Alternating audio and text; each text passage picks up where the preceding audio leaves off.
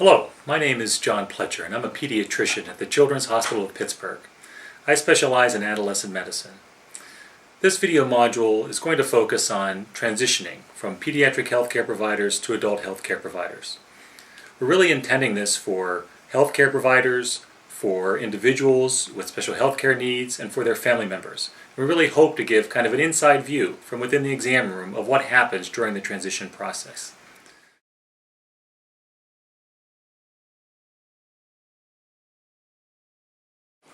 So Nicole, I just talked with your mom and you about confidentiality and why it's important to talk with you alone, and I understand this is your first time talking alone with a doctor. How do you think that went? Do you have any questions? No, it went. It went okay? Yeah. Your mom seemed a little bit nervous. Yeah. Did you guys talk about it on the way here? That you might be talking? Yeah. Did she tell you she was nervous? Yeah. What do you think she's most nervous about? I don't know. It's hard to say, huh?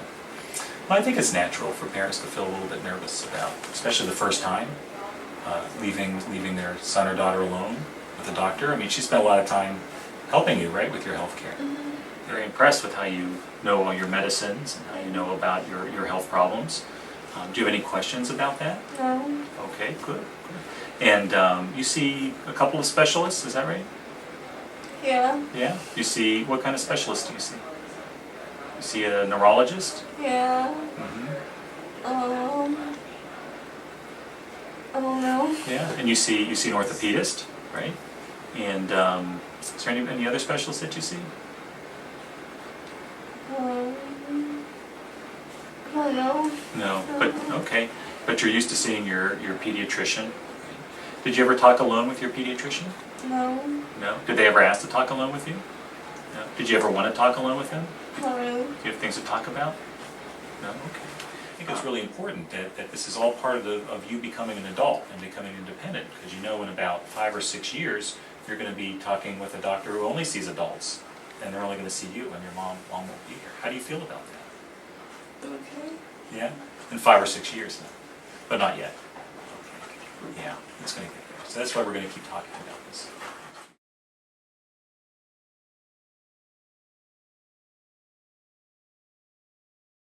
Welcome, and Nicole, now that you're here and you're 18 years old and we're here to talk a little bit more specifically about your transitioning to adult doctors, I thought we could maybe start with thinking about what we've covered over the last few years, right? Remember starting when you were about 14 and we had that talk about the confidential discussion, and I had to talk... Feels like just yesterday. I wasn't quite sure why you wanted to talk to her by myself, and then it brought up all those things. Oh my God, Nicole's 14 now, what is she doing, you know? Are there things that I should be worried about that I wasn't even worried about? So it brought up a lot of anxiety for me. But I felt better about it once you guys had a chance to talk and talk privately, and I felt more comfortable with it, but initially it was pretty creepy. Confidentiality isn't about coming in between, right? And I really see how it's helped Nicole over time really be more thoughtful about how she's going to make sure that she takes care of her own health. And so it was an important step for mine to begin to step away and you two plan those things together. But it was uncomfortable. No, I understand. And Nicole, I know it was a little uncomfortable for you too at first, but we're getting pretty used to talking. Well, I think you're ready to go meet a new doctor. Good. Well, we're going to talk today a little bit more concretely, and we're going to make a specific plan over the next 2 years for you to meet and make an appointment with a new doctor. I think the hard thing is I don't know who would be a good doctor for Nicole, so I think I feel like we're going to really need to rely on your recommendations, because I wouldn't know where to begin to look. One thing we might want to think about is, do you think you want to find someone who practices more in a family-centered way, someone who's going to bring the whole family in and be open to that when necessary, but definitely focus on you as an individual, Nicole, and you are the patient. But if you say, hey, I want to bring my mom in, they'll be open to that. Or would you want to see somebody who's just going to deal with you and you own it and it's all you? Part of the family. Yeah, you like that idea? Okay. The one thing that I worry about in that is whether a family practitioner is going to be familiar enough with Nicole's special health care needs and be able to just sort of know what warning signs are, anticipate things. Yeah, I think that's a great thing to talk about. That's I think the next thing to talk about is the professional background of the person you're going to see, because there's family medicine doctors, who train to take care of people of all ages throughout the lifespan. And there are internists, people who focus solely on adults. And then there are people who are dual trained in medicine and pediatrics. I mean, as you both know, I'm a pediatrician, and the limit of my expertise goes into the early 20s, but there are people who are trained in both medicine and pediatrics. So they've done an extra year of training, so they understand both sides. The next question is, what is accessible for you guys, both in terms of transportation, but also insurance and making sure people are in your network? So why don't I give you some names and numbers. I can print up, even sometimes they have their pictures on their websites, and you can see what they look like and get their phone number. And I would really encourage you to call the practice and ask if it's going to meet your needs. Before you made an appointment, I would send her a summary. And I would show you that summary beforehand, but basically just hitting all of your medical, trying to get a medical summary together for her. Nicole, I wonder, would it be helpful to you if you and Dr. Pletcher developed what might be some good questions to ask when you go to that first visit? Is that something you could help Nicole with? Because I feel like I really do need to begin to, Nicole's got to manage these things for herself. Mm-hmm. So maybe you and I can chat a little bit about what you're looking for in an adult doctor, and then be ready. Okay, and then the next step will be for you to make that appointment, and then we'll talk about that at the next visit.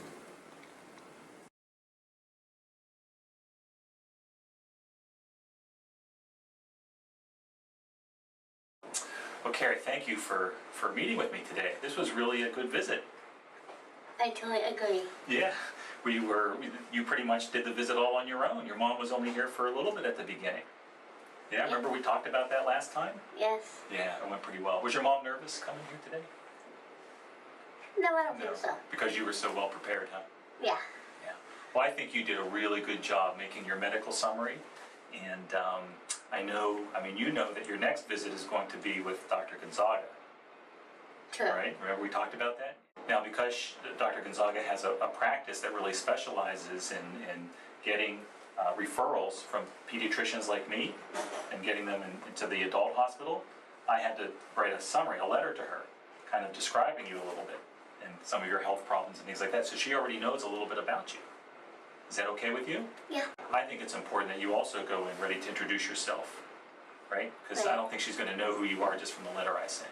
Sure. Right. And so, do you know when that appointment is, when you're going to see her? Probably in the next month or two. Okay, the next month or two. And do you have any worries about going to the adult hospital? Have you visited there?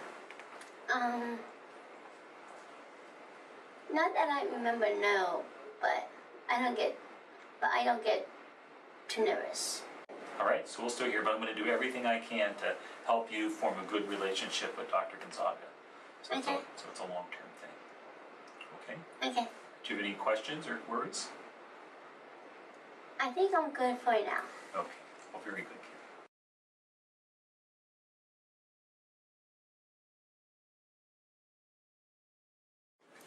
So Alda, I have maybe 15, 20 patients I want to refer to you. And they all have about 20 to 25 years of medical information to kind of summarize and go through. Well, first of all, I think a summary is really important, as opposed to sending me a box full of medical records. I think you and I can agree that that's just a little overwhelming and not very helpful. I usually call the medical summary a transition note just to make it a little less daunting for the folks who are referring patients to me. And I usually ask them to send me a 1 to 2 page summary that really, in bullet points, summarizes past medical history and surgical history, includes an active problem list, a list of the medications that they're on right now, who their consultants are, and then I always like a little snippet about strategies for working successfully with the patient and their family.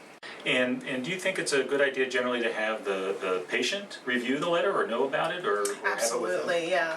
Okay. At a minimum, the patient. I think sometimes it's nice to have the family's input as well, especially for the early history stuff where, a 21-year-old may not remember what their first year of life was like, but it may have had profound effects on the future. Yeah. The other thing that I always kind of tack on at the end is just that I love a copy of the immunization record, because if I don't get that, that can be really hard And for folks who are, working in healthcare settings or going to college or, getting waiver monies and needing, MA51 forms filled out, that immunization record is really important. One thing I do worry about a little bit, or maybe it's more of a hurdle to all this, is HIPAA. And I get them at the time of the first appointment. I see. I think families typically, the conversation has occurred that they're being referred to me, and so they actually really appreciate that letter coming beforehand, so that they don't have to do all the heavy lifting in that first visit, that we do have this springboard to begin the conversation at a higher level than we would if we were going in blank slate.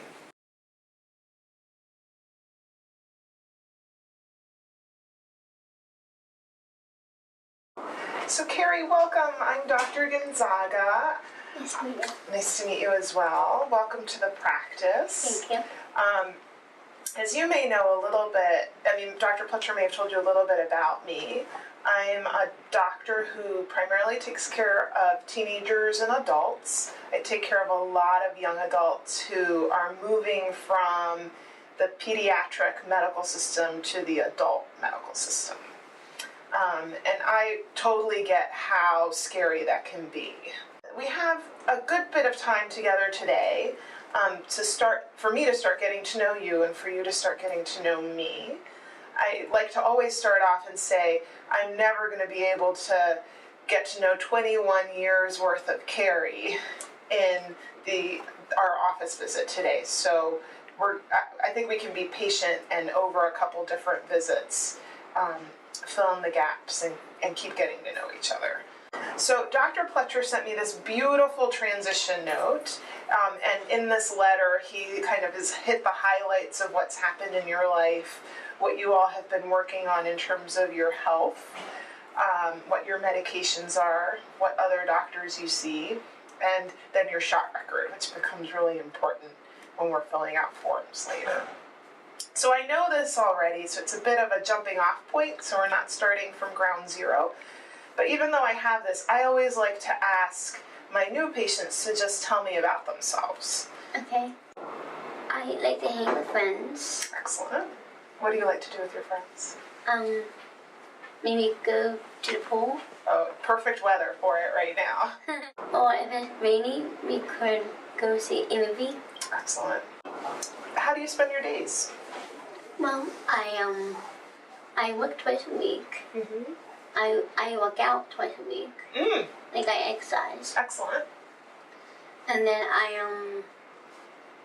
the only day I don't work out is Friday, so I just sleep in past noon on Fridays to myself. Because on the days I work out, I be up before 12. Okay. So I try to put myself like on a daily schedule so that I can avoid myself on weekends. Okay, excellent. So Carrie, let's talk a little bit about your medical history. Okay. Okay, so I understand you've never had any thyroid problems, that, we're going to keep checking that every year just to make sure, but so far so good. I know that you've had some ear infections in the past, and that right now seems to be doing okay, is that right? Right. Okay, excellent. It seems like the biggest thing from reading Dr. Pletcher's letter is that when you were a baby, you had that big heart surgery. Yes.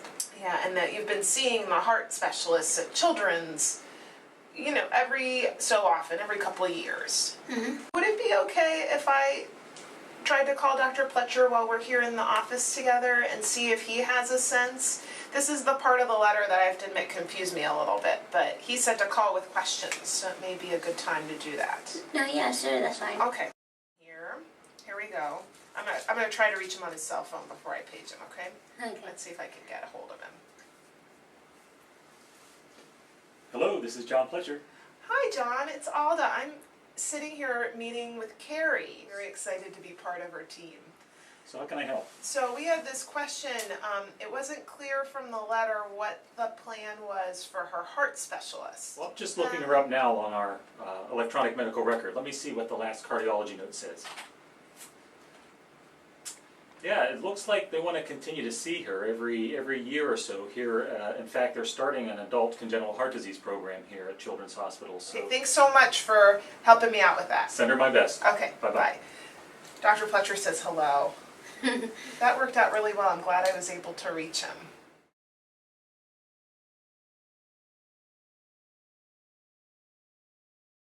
I'm wondering, did you ever talk to your friends, or what would you tell your friends about changing your healthcare provider? I don't think any of my friends would know, because I believe everyone is different in their own way. If you had a friend who had a lot of medical problems and had to change, you know, a lot of different doctors and healthcare providers, what advice would you give them? I think I would say, don't worry, everything will be fine.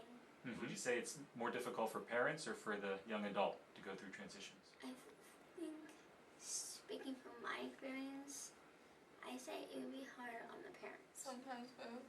Sometimes both. You have to lean on each other. Huh? That's great.